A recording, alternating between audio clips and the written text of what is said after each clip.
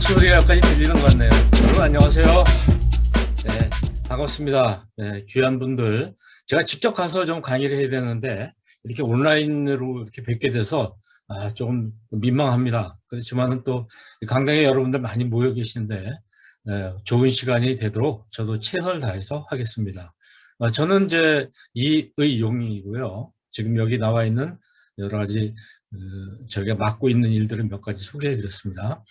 참고하시고요. 그리고 이제 오늘은 이제 소통과 리더십에 대해서 말씀드리는데 특히 우리가 이제 코로나와 함께하는 시대, 위드 코로나 시대가 지금 돼서 이런 시대에 우리가 어떻게 소통과 리더십을 교회, 목회에 활용할 것인가에 대해서 말씀을 드리겠습니다.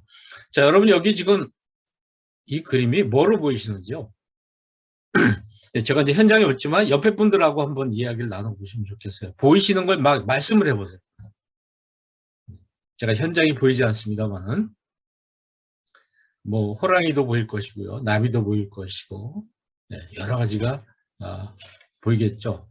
네, 사마귀도 보이시고 이제 채팅하신 분들은 채팅으로 말씀해 주셔도 좋고, 근데 뭐 채팅하신 분이 몇 분 안 계시니까 아마 그냥 말씀을 나누셔야 될 것 같아요. 좋습니다. 자, 이건 어떤 글자를 지금 제가 여러분에게 보여드리기 위해서 만든 것인데 일부분만 보여드립니다. 무슨 글자 같습니까? 예. 여러분들 이 채팅란에도 한번 써주셔도 좋고요. 무슨 글자인지 한번 짐작하시겠어요? 조금 더 넓혀볼게요. 네, 무슨 글자 같나요? 네, 더 넓히면 이제 이런 글자가 됩니다. 오늘 이 단어를 우리 존경하는 목사님들 머릿속에 한번 이렇게 넣어드리고 싶어서 이것을 앞에서 꺼냈습니다. 자, 오늘은 주로 소통과 리더십에 대한 개론적인 말씀을 나누고, 현재 우리가 상황이 되는 이런 코로나 팬데믹과 교회 상황에 대해서 훑어본 다음에 오늘의 이제 메인 주제는 교회 리더십이 고민해봐야 될 과제입니다. Q&A는 시간이 아마 잘 허락하지 않을 것 같고요. 교회 리더십이 고민해봐야 될 과제들이 굉장히 많이 있습니다. 그래서 이제 이게 본론인데 이거에 대해서 이제 오늘 여러 가지 말씀을 좀 나누기로 하죠. 근데 이제 양해를 구할 것은 제가 이제 합동측이라는 한 그 교단에 계신 분들을 위해서 만든 자료가 아닙니다. 이건 일반적으로 우리 한국의 교회 전체를 향해서 만든 자료이다 보니까 합동직의 어떤 특수성 이런 것에 좀 맞지 않는 부분이 없이 하나 있을 수도 있습니다. 감안하시고 들어주시고, 또 오늘 여러분들이 이 자리에 오신 것은 뭔가 새로운 세계를 접하기 위해서 오신 것이니까 좀 여러분이 평소에 생각하지 않았던 것들, 생각한 것과 좀 다른 이야기가 나오더라도 저런 생각도 할 수 있겠구나 이렇게 받아들여 주셨으면 좋겠어요. 간혹 가다 제가 이제 가서 강의를 하다 보면 본인하고 생각이 다른 분들이 좀 그거에 대해서 불편해 하시는 분들이 계신데, 어쨌든 오늘 여러분들은 뭔가 새로운 걸 좀 한번 맛보기 위해서 오신 것이지 내가 하고 있는 것이 정말 옳구나 그걸 확인받으러 오신 것은 아니니까 새로운 것을 한번 학습한다는 기분으로 들어주시면 좋을 것 같습니다. 우선 소통과 리더십에 대해서 말씀드리겠습니다. 뭐 리더십이 뭐냐? 네, 나도 저쯤 돼야 되겠다 했을 때 그 사람이 갖게 되는 그 리더십, 나도 저 사람의 영향을 받고 싶다 할 때 느끼는 그 리더십, 이 영향력을 우리는 리더십이라고 이야기를 하죠. 근데 영향력, 이 리더십이라는 것은 우리들에게 주어지는 것도 있지만 내가 만드는 것도 있습니다. 지금 우리가 중요하게 생각해야 되는 것은 합법적으로 나한테 주어진, 밖에서 주어진 그런 힘보다는 내가 뭘 만들어 나가야 하는 부분입니다. 다시 말씀드리면 목사님들의 경우에는 우리 교단에서 목사님으로 말하자면 안수를 주고 임직을 한 그래서 생겨난 목사님들의 힘이 있을 것이고, 그러나 일반 교인들이 정말 존경하는 마음이 많이 드는 목사님이 있고 덜 그런 부분이 있었을 때 이 두 가지가 굉장히 중요한 것인데, 현재 내 리더십은 주어진 힘이냐 내가 만든 힘이냐 두 개가 어느 정도씩이냐 하는 것을 생각해 볼 필요가 있어요. 그래서 4번 같은 경우는 주어진 힘도 없고 만들어진 힘도 없는 것이죠. 1번 같은 경우는 두 가지가 잘 갖춰진 이상적인 것이라면 3번 같은 경우는 뭡니까? 주어진 힘은 있는데 내가 만드는 리더십은 없는 거예요. 그러니까 목사님이니까 존경하지만 사실은 목사님에게 내가 존경하는 마음은 없는 것이죠.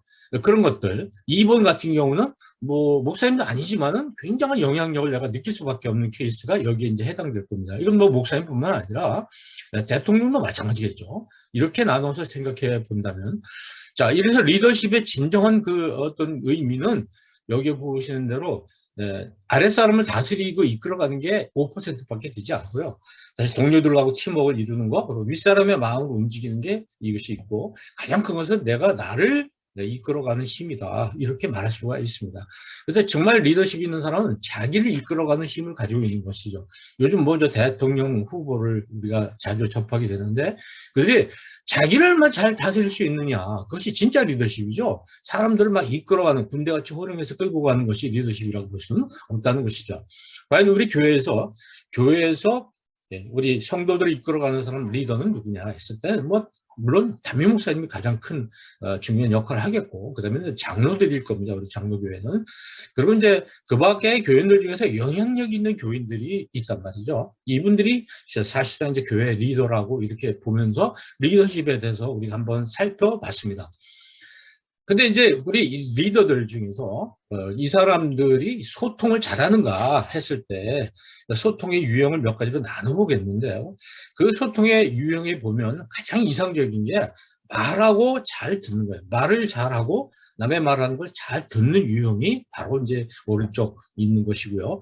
아래 까만 바탕으로 되어 있는 부분은 뭐냐면 말도 하지 않고 듣지도 않는 사람이죠. 이런 사람들이 어디 가나 다 있습니다. 리더십뿐만 아니라 우리 가정에도 있을 수 있고, 학교에도 있을 수 있고, 교회에도 있을 수 있고, 특히 교회에 이런 분들이 교인들 중에서 있죠. 말도 안 해요. 그리고 듣지도 않아요. 자, 이런 사람들이 있는가 하면, 이런 사람들은 아주 뭐 우리가 참 다루기가 굉장히 힘든 분들이죠. 근데 이 중간에 빈 공간에도 있다는 거죠. 말만 하고 듣지는 않는 거예요. 자기 말은 굉장히 많이 하는데 남의 말을 듣지 않는 경우가 있습니다. 그런가는 반대로 절대로 말을 안 해요. 자기를 드러내지 않고 자기를 말을 안 하고 남의 말만 귀담아 듣는 것이죠. 그래서 이렇게 네 가지 유형이 있는데, 네 가지 유형을 제가 이름을 좀 아주 리얼하게 지어봤어요. 네, 광장형은 말하고 잘 듣는 사람이죠. 네, 아주 의사소통이 잘 된다고 볼 수가 있습니다. 근데 맨 왼쪽에 밑에는 동굴형입니다. 듣지도 않고 자기 드러내지도 않아요. 저기 숨어 있는 사람이죠. 이런 사람들이 가장 우리가 소통하기가 어려운 사람입니다. 그런데 이 마네킹형과 간첩형도 참 문제다 이겁니다. 간첩형은 뭔가요? 자기 말을 하지 않고 남의 이야기만 잘 듣습니다. 자기를 드러내지 않고 남의 말만 잘 들어요. 교회 안에서도 보면 이런 사람들이 있죠. 남의 말만 잘 듣고 다른 데 가서 전하고, 자기 얘기는 절대 하지 않아요. 이런 유형이 있고요. 마네킹형은 뭐냐면 자기만 말을 하고 남의 말을 듣지 않아요. 자기에게 막 혼자 얘기를 주도하고 언제 어디 가서나. 근데 남이 말할 틈을 주지 않아요. 그러니까 자기 혼자 말을 많이 하는 스타일이 이 마네킹형이라고 볼 수가 있습니다. 자, 목사님들은 이 중에서 어느 유형에 가까울 것인가 본인을 한번 살펴보시는 게 오늘 교육에서 굉장히 중요한 부분이라고 생각을 합니다. 우리가 이제 우리 자신을 한번 이렇게 살펴보고 되돌아보는 거, 성찰하는 것이 굉장히 중요하니까요. 자, 이렇게 해서 우리가 이제 소통과 리더십에 대해서 간단히 살펴보고, 이제 코로나 팬데믹과 교회에 대해서 우리가 한번 살펴보겠습니다. 아주 참 우리를 아프게 하는 이런 상황들이 와 있습니다. 지구촌 전체가 마스크를 쓰고 있고요. 네, 어떤 그림도 이렇게 나와 있어요. 예수님이 치유의 만찬을 하는데 나눠서 앉아야 되는, 이런 단속을 받아야 되는 그것을 상징하는 그림이 있고, 자, 이제 코로나 팬데믹이 되니까 집에서 있는 경우가 많아가지고 계속 배가 나와서 요새는 마네킹도 이런 마네킹이 나왔답니다. 이제 한국 사람들의 표준형이 배가 요만큼 나와 있는 게 표준형이다, 이렇게 말하는 것이죠. 일상생활이 많이 달라졌습니다. 또 우리 교회는 어떤가요? 교회에서 했던 다양한 사역들, 이런 사역들이 굉장히 많았는데 상당한 부분이 다 멈췄습니다. 그렇죠? 그래서 온라인으로 또 영상으로 뭐 등등 여러 가지 이렇게 대체를 해 나가고 해 오고 있죠. 그러니까 오늘 여러분하고 저도 이런 방식을 지금 선택하고 있는 것입니다. 자, 근데 여기에는 뭐 굉장히 많은 문제들이 있는 거예요. 재정이 감소하고, 임대교들은 문을 닫고, 목회자 일자리 감소하고, 이중직의 문제가 나오고, 디지털 격차가 굉장히 많이 생겨나고 있습니다. 교인들 중에서도 이런 줌을 이용한다든지 이런 거 할 줄 아는 분과 그걸 할 줄 모르는 사람이 생기죠. 연세 많은 분들은 안 되죠. 또 교인들이 많이 이탈을 하죠, 지금. 그리고 이제 비포 코로나, 그죠?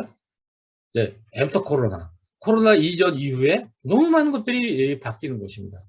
그 중에서도 이제 우리가 생각해 볼 수 있는 현상들이 뭐냐면은, 전체적으로 인구가 지금 줄어들고 있어요. 저도 어제도 이제 어디 경상도에 상주에 아주 산골짜기에 있는 교회에 가서 50명 모이는 교회에 가서 강의를 이제 했는데, 정말 거기 갔다 오니까 실감이 나더라고요. 도시에서만 살고 있던 제가 그 농촌 시골 교회에 가보니까 실감이 나는 거예요. 어린아이도 없고요. 예.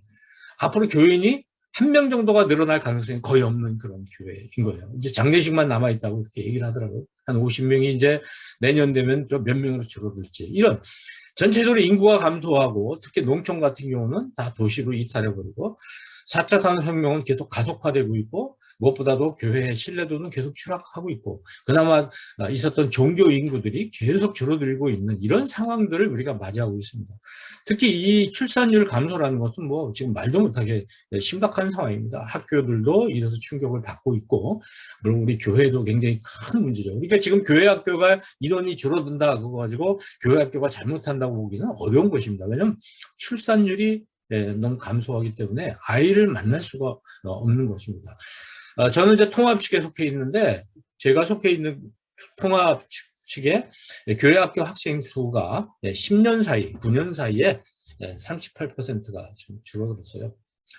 이거는 엄청난 일입니다. 앞으로 10년 후, 20년 후에 우리 모습을 보는 것 같아서 너무 안타깝죠.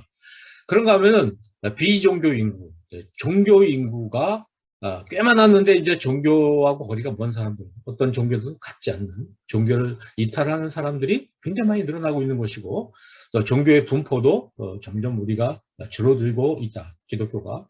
교회에 대한 신뢰도 같은 것은 뭐 말도 못하게 지금 떨어져 있는 경우를 여러분 아실 거예요. 극단적으로 얘기를 하면 지금 개신교, 비개신교인의 한국교회 신뢰도는 그러니까 이제 이게 표가 약간 잘못되는데 교인들은 이 개신교에 대해서 신뢰도가 70% 정도는 높습니다. 근데 교회 안 다니는 분들은요 9%예요. 교회에 대한 신뢰도가.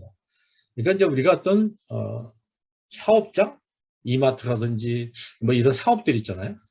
이런 사업장이 만약에 그 고객들로부터 신뢰도가 9%다 그러면 문 닫아야 되는 거죠. 매우 심각한 상황입니다. 심지어는 이 개신교 신자에 대한 느낌들을 이렇게 가지고 있어요. 그러나 나머지 종교는 이런 색깔이 빨간 색깔이 아니고 파란 색깔입니다. 제가 그냥 안 보여드리는데 여기서 우리에 대해서 전혀 부정적이에요. 개신교에 대해서. 이런 상황에 대해서 호감도는 비종교인, 종교를 갖고 있지 않는 사람들이 내가 어떤 종교를 좋아하나 했을 때 비호감도가 6%에 불과하다는 거예요. 우리 개신교에 대한 호감도가 6%에 불과하다는 거예요. 그러니까 앞으로 전도가 어떻게 될 것인지 아주 심각한 상황이 아닐 수 없습니다. 여러분 그래서 얼마 전에는 사회적 목회 컨퍼런스 지난주에 있었나요? 이번 주 초에 있었죠. 네, 여기에 이제 이중직을 고려하는 목사님들 도저히 그 목회를 못 하겠는 거죠. 목공, 사회적 기업, 양봉 이런 거로 지금 직업을 두 가지를 갖지 않으면 생계가 어려운 상황이 지금 돼 있어요. 근데 한국교회라는 위기 상황은 여러분이 아시는 대로 굉장히 오래전부터 나타났었죠. 저도 교회에서 보면 찬양대, 교사, 남녀전도회 청년 출신들이 올라오질 않아요. 그러니까 여전도회 이런 데 보면요. 다 그 50대 이상 할머니들이 자리를 잡고 있지 그 이하의 젊은 사람들은 올라오질 않는 거예요. 예배 참석 인원도 계속 줄어왔고 그래서 이제 여러분이 소속되어 있는 합동측 같은 경우는요 10년 동안에 57만 명이 줄었습니다. 지난 10년 동안 통합은 46만 명이 들었고요. 이걸 계산해 보면 100명 모이는 교회가 10,000개가 문을 닫았다는 얘기예요. 그러니까 우리가 이런 현상을 보면서 빨리 원인을 찾고 대응을 했어야 되는데 뭐 대응을 한다고 해서 이것이 다 되는 건 아니겠지만 그래도 이것을 위해서 좀 더 노력했어야 되는데 제가 보기에는 이제 교회 문화를 연구하는 입장에서 봤을 때는 너무도 답답할 정도로 이런 부분에 대해서 관심이 없고 대책을 세우지 않고 좀 그런 부분이 많이 보였다. 지금도 마찬가지입니다. 지금도 되게 제가 만나는 목사님들 보면 어떻게 코로나 이전으로 다시 회복할 것인가만 생각하고 있어요. 지금 코로나 이후지 이전으로 돌아갈 가능성이 거의 없단 말이죠. 근데 이제 어쨌든 교회 위기는 매우 심각한 상황인데 그 위기를 교회만 잘 모르는 것 같다. 지금 뉴노멀 시대거든요. 모든 방법의 기준을 바꿔야 되는데, 방법도 바꿔야 되는데, 이게 여러 가지들이 이걸 바꾸지 못하게 하는 부분도 있고, 우리들이 의식이 따라가지 못하는 부분도 있고, 그래서 매우 답답한 상황이다, 이렇게 볼 수 있어요. 어떤 사람이 그림을 이렇게 그려놨는데, 교회가 지금 오른쪽에 있는 이런 그림, 얼마나 지금 심각한 모습입니까? 왼쪽은 뭔가요?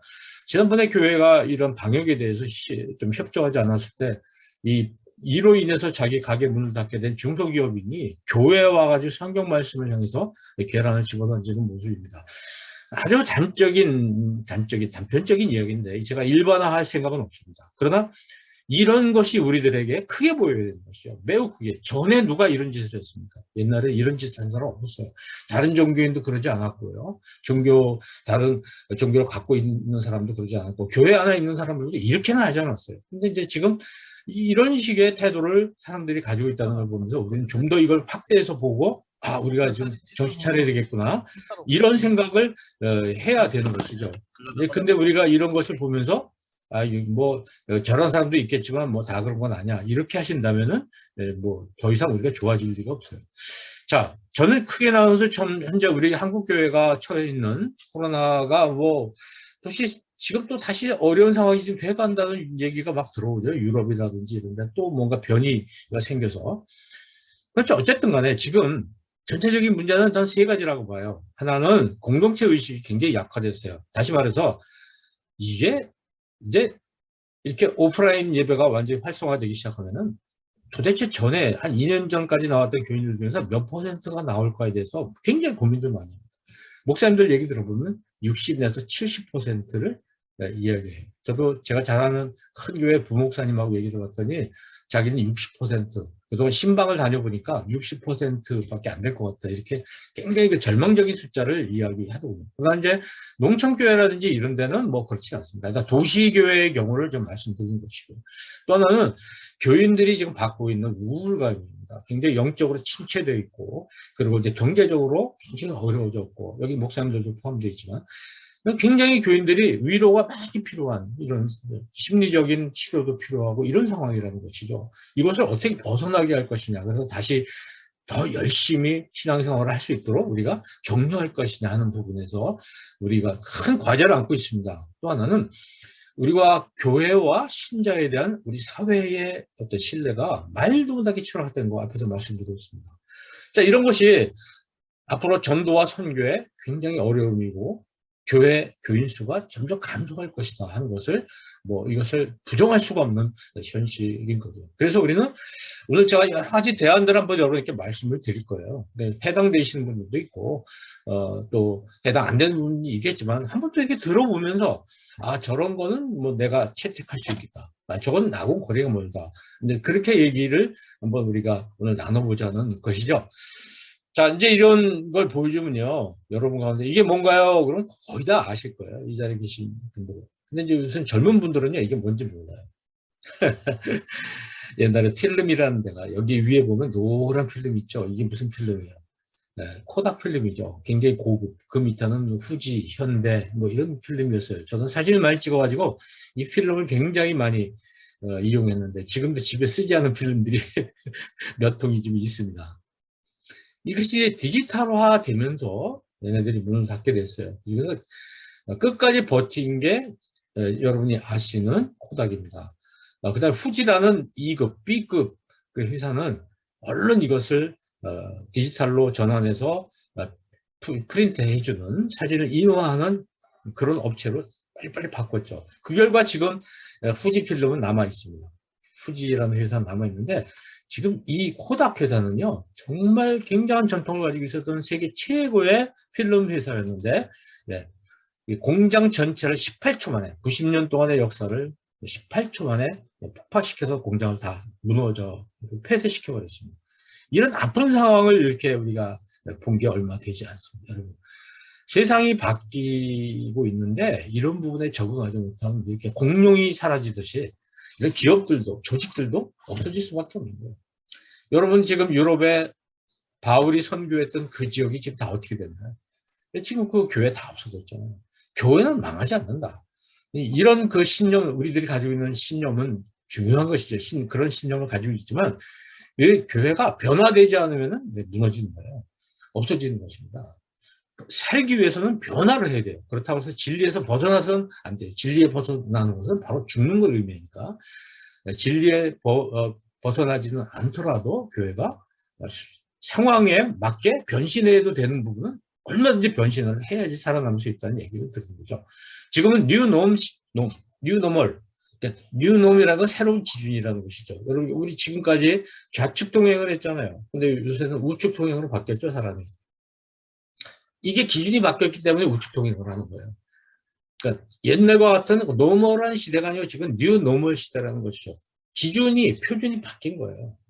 그럼 바뀐 표준에 맞춰서 우리가 해야 되는 것이죠. 여러분, 예배 시간에 스마트폰을 들고서 앉아 있습니다. 목사님 설교하시는데. 전에는 어떻게 봤어요? 저 사람은 왜 예배 시간에 예배에 집중하지 않고 왜 스마트폰을 만지고 있을까? 굉장히 눈에 거슬리고 신경 쓰이죠. 지금은 뭐죠? 지금 성경 읽고 있는 거예요, 스마트폰에서. 근데 과거 같은 생각을 가지고 이걸 바라본다면 안 되는 겁니다. 지금 예배에 들어올 때 아이들 다 스마트폰을 끄게 하고 스마트폰을 이렇게 거두기도 하고 그렇습니다. 이게 얼마나 갈까요? 이 아이들이 스마트폰을 통해서 더 예배에 충실하게 드릴 수 있도록 하는 방법을 찾아야 되는 것이지 이걸 못 쓰게 하고 그런 것이 과연 대한 최선일까? 근데 이런 것이 나이가 드신 분들, 저같이 나이가 든 사람들은 자꾸 옛날 방식을 고집을 하면서 이 젊은 아이들의 뭔가 새로운 어떤 시도를 가로막고 이렇게 다른 눈으로 바라보니까 굉장히 불쾌하고 친구들이 교회에 나오지 않으려고 하는 것이죠. 그래서 우리가 생각의 틀과 생각의 축을 좀 바꿔야 된다. 알래스카 같은 그 추운 나라에 냉장고를 수출할 수 있느냐? 수출했죠. 우리나라 알래스카에 냉장고 수출하고 있고 아프리카 신발 수출하고 있습니다. 상황이 바뀌면은 패러다임을 바꿔줘야 되는데 저는 우리 교회들이 바꿔도 되는 것과 바꿔서 안 되는 것이 있잖아요. 근데 바꿔도 되는 것은 안 바꾸는 거예요. 근데 진짜 바꿔서 안 되는 것은 바꾸고 있어요. 그게 참 굉장히 아프고요, 힘들고 그런 모습입니다.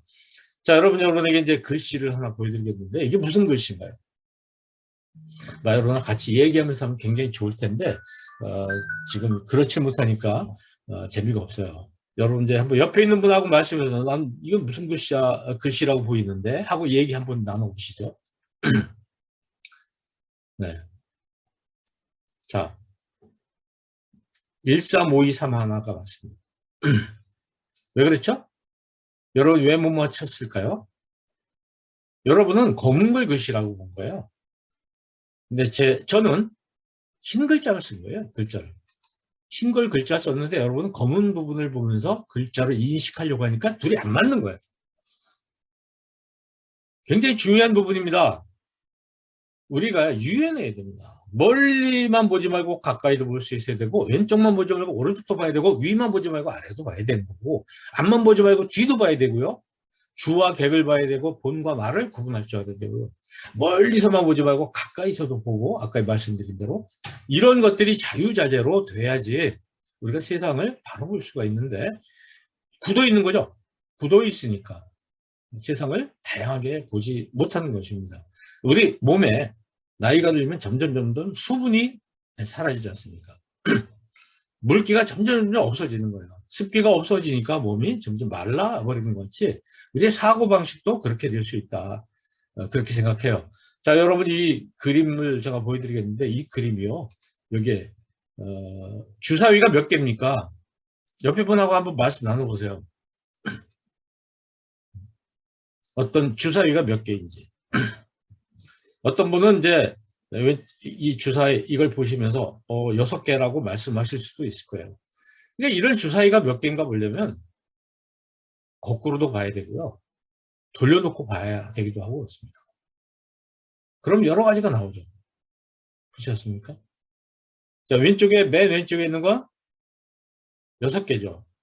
맨 오른쪽에 있는 건 7개로 저는 보여요.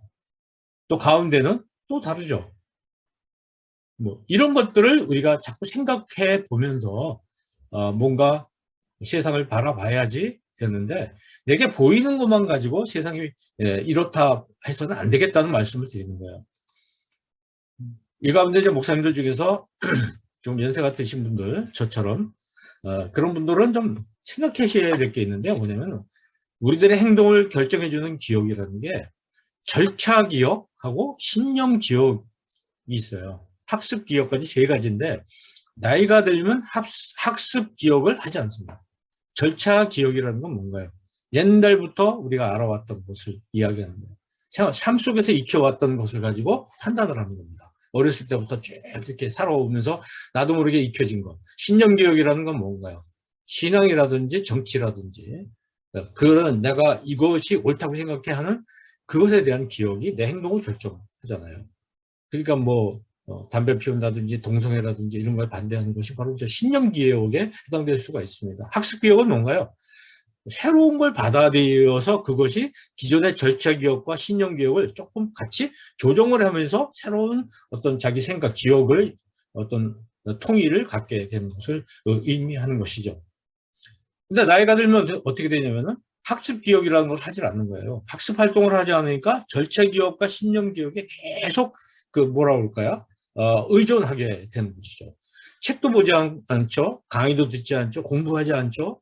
그러니까 오늘도 이렇게 여러분들이 이렇게 모여서 노예에 계신 분들이 목사님들께서 공부하시는 모습은 너무 아름답습니다. 그리고 훌륭하고요. 이렇게 하지 않으면 안 되는 세상이 되어버렸어요. 하루에 얼마나 많은 것이 바뀌는데 그냥 내가 옛날에 해왔던 것을 가지고 오늘 이 시대를 살아간다. 그 기억으로 살아간다. 그건 굉장히 곤란한 거죠. 우선 여러분이 학습 기억, 책 읽고요. 경험 쌓고요. 후천적으로 자기가 이렇게 경험을 해서 그것을 가지고 내가 가지고 있던 절차 기억을 좀 수정하고 신용 기억도 수정하고 물론 그 가운데서 절대 바꿔서는 안 되는 것이 있습니다. 고쳐서는 안 되는 것이 있죠. 진리를 바꾸면 안 되죠. 그러니까 누가 얘기했던 대로 본질은 절대 바꾸지 않지만 비본질적인 부분은 얼마든지 바꿔야 된다. 근데 비본질도 본질이라고 생각하고 비본질을 바꾸지 않는 것입니다. 그러니까 자꾸 정체되고 뒤로 처지게 되고 후진하게 되는 결과가 되는 것이죠. 이런 것들 우리들이 좀 오늘 좀 새롭게 성찰을 하면서 우리의 미래를 만들어 나가야 될 겁니다. 여러분 여기 녹색 셔츠가 있는데요. 예, 물감이 하나 떨어졌어요. 어떤 색 셔츠에 어떤 색 물감이 떨어졌을까? 여러분 보시는 대로 녹색 셔츠에 붉은색 물감이 떨어졌다. 이렇게 생각을 하시겠죠. 사실은 그렇지 않고요. 붉은색 셔츠인데 녹색 물감이 물들어진 거예요. 근데 너무 많이 물이 이미 다 들어져 버렸어요. 이만큼 남고, 원래 색깔, 셔츠의 색깔을 이만큼 남고 나머지는 다 이미 다 물이 들어버렸다. 이런 이야기입니다. 지금 이제 가을인데요. 낙엽이 지고 있는데 이제 봄의 생각을 가지고 있어는 안 되겠죠. 세상이 바뀌었습니다. 근데 지금 뉴노멀 어떤 그 패러다임을 가지고 있어야 되는데 이게 굉장히 오늘 우리 고통스러운 겁니다. 특히 이제 산업사회, 농업사회를 계속 거쳐서 산업사회로 갔다 또 정보화사회로 갔다 지금 소위 4차 산업혁명이라고 하는 메타버스 시대에 이렇게 들어가는 이 입장에서 봤을 때는 우리는 옛날에 살아온 방식에 익숙하고 몸에 그러니까 그 기준으로 자꾸 세상을 보게 되는데 지금 살아가는 젊은이들이나 이런 사람들은 새로운 지금 이런 상황이 자기들에게 익숙하거든요. 그러니까 거기서 많은 갈등이 이제 생길 수밖에 없는 것이죠. 그래서 앞으로 교회 모습은 어떻게 달라질 것인가, 또 교회 모습은 어떻게 달라져 있어야 할까, 이런 부분에 대해서 우리가 정말 고민하지 않으면 안 되는 그런 시대에 왔다고 이렇게 말씀을 드릴 수가 있습니다. 이 그림이 굉장히 재밌죠. 이 하늘을 바라보고 있으면 하늘은 변화가 전혀 없습니다. 그죠? 뭐 거의 상황이 같으니까. 그래서 지금 누워 있는 거죠. 2년 동안 누워 있는데 내려서 이제 뭔가 다시 시작하면 되겠지 하겠지만 사실 이 보트는 너무도 바다 가까운 안쪽으로 깊이 들어와 있기 때문에 상어들과 고래들이 있는 곳으로 지금 들어와 있는 것이죠. 상황이 매우 어려운 상황이다. 그래서 이제 마태복음에도 보면 세포도주, 낡은 가죽부대 이야기가 나오잖아요. 자, 낡은 부대가 터지면 포도주가 쏟아져서 가죽부대도 못 쓰게 되는 것이죠. 그러니까 새로운 포도주는 새 가죽부대에 넣어야 된다. 이것을 가르쳐주고 있는 귀한 말씀입니다. 오늘 우리가 좀 새로운 부대를 마련해야지 이 포도주를 담을 수 있다. 이런 생각을 해보게 되죠. 교회는 끊임없이 변함과 개혁으로 역사를 이루은 거예요. 지금 우리가 초대교회하고 똑같은 교회가 어디 있습니까? 다 달라졌잖아요. 예배도 성막 예배에서 성전 예배로, 우리 회당 예배로 계속 바뀌고 있잖아요. 바뀔 수 있는 거는 바뀌어도 되는 거예요. 미국에서 온 한국교회. 그럼 우리가 미국에서 온 한국교회이죠. 미국을 본따서 지금 우리가 다 닮아서 하고 있는 교회들인데, 우리나라에서 간 미국의 한인교회 가보시면 어떨까요? 네, 굉장히 차이가 있습니다. 근데 교회 모형이나 사역의 모형은 얼마든지 달라질 수 있는 거예요. 진리를 훼손하지 않는 범위 내에서. 그러니까 바울의 이방인 사역이라든지 이런 부분 보면 당시로서는 정말 획기적인 것이죠. 그래서 뭐 엄청나게 싸우지 않았어요? 교회 내에서도 막 파가 갈리고 서로 이방인을 어떻게 우리가 받아들여야 되느냐 말아야 되느냐 문제로 초대교회 막 싸우고, 너무 목사님들이 더 잘하시는 거예요. 고린도 교회 문제도 있고 예루살렘 총회 문제도 있고 등등 이런 게 있었는데, 그때마다 이걸 적절히 변화하고 본질을 지켜나가기 위해서 변화를 하면서 이렇게 해 나갔죠. 자, 이렇게 변화해야 된다는 말씀을 여러분께 먼저 드립니다. 자, 그러면 우리가 고민해 봐야 될 과제들이 있습니다. 이거 고민을 해보자는 겁니다. 조심스럽습니다. 제가 목사님들께 말씀드리면서, 아니, 목사님 목회 방식이 틀렸습니다. 그런 게 아니고 고민을 해봐야 되는 거죠. 아까 이제 목사님들의 경우에는 다른 사람의 말을 들을 기회가 별로 없어요. 그래서 늘 같은 공간에 같은 사람들 만나면서 살아가시잖아요. 저 같은 사람은 경계인입니다. 다양한 세계와 또 교회를 왔다 갔다 하면서 양쪽을 다 아는 사람이거든요. 근데 우리 교회 목사님들이 이런 사람들의 이야기를 많이 좀 들어봐야 되는데, 일부 목사님들은 절대 듣지 않아요. 본인이 생각하는 아까 얘기한 그런 기억들 있잖아요. 자기가 습관적 관습적으로 가져왔던 그런 기억들 중심으로 학습도 하지 않아요. 그걸 중심으로 그냥 몰고 나가는 거예요. 우리 사회도 지금 학습하지 않는 연세 드신 분들 때문에 굉장히 혼란스러운 문제가 생깁니다. 학습하지 않으니까 젊은이들하고는 거의 대화가 되지 않아요. 요즘 이제 선거 같은 걸 놓고 보면 젊은 세대와 사이에서 이런 학습하지 않은 세대들이 좀 실수하고 핀잔을 받는 경우를 많이 보지 않습니까? 이건 굉장히 중요한 부분이고, 교회 리더십들도, 특히 장로님들도 정말 공부하지 않으면 안 되는 시대예요. 장로님들은 뭐 제가 장로니까 말씀드리자면 공부할 기회가 없어요. 그러니까 목사님들은 공부를 하잖아요. 책도 보고, 교회에서 도서비도 드리는 교회도 있고, 그러니까 책도 볼 수 있고, 또 목사님들끼리 모여서 회의도 하고, 이와 같은 강의도 좀 초대해서 듣고 이러는데, 장로님들은 이럴 틈도 기회도 없어요. 책 한 권 읽지 않고. 그러니까 자기가 옛날에 가지고 있던 생각을 가지고 오늘의 시대의 이 기준을 가지고 이 놈, NORM, 이 놈을 가지고 오늘 살아가려고 그러는 거죠. 그러니까 이제 생각이 앞서 있는 목사님들하고 부딪히기도 하고, 교인들하고도 부딪히기도 하고. 근데 본인만 모르는 거예요, 본인만. 내가 뒤져 있다는 사실을. 정말 우리 한국교회는 정말 이 부분에서 큰 문제가 있다. 저는 그렇게 생각을 합니다. 저는 뭐 적어보다 보니까 한 13가지 정도가 적었는데, 글쎄요, 이제 얼마나 이거 설명드릴 수 있을지 모르겠습니다. 시간이 되는 데까지 한번 말씀을 드려볼게요.